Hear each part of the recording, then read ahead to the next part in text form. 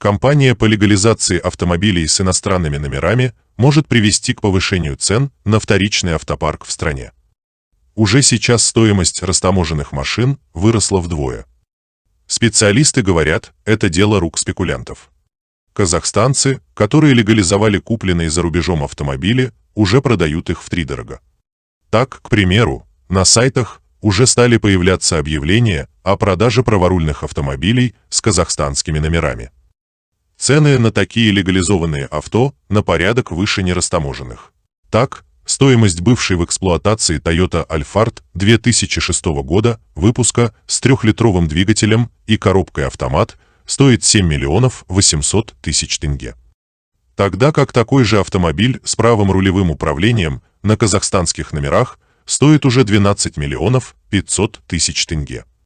И таких объявлений десятки. По словам специалистов, это дело рук спекулянтов, которые завезли большие партии автомобилей с иностранными номерами с целью перепродажи.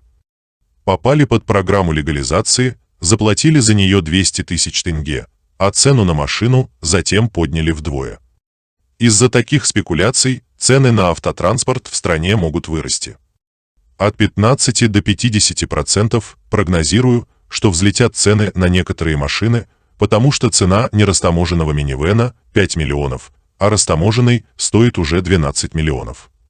Даже если учесть все эти сборы, даже если 2 миллиона заплатить за утильсбор, который официальный, цена взлетела на 50%, говорит руководитель Ассоциации безопасности дорожного движения «Общая дорога» Арсен Шаков.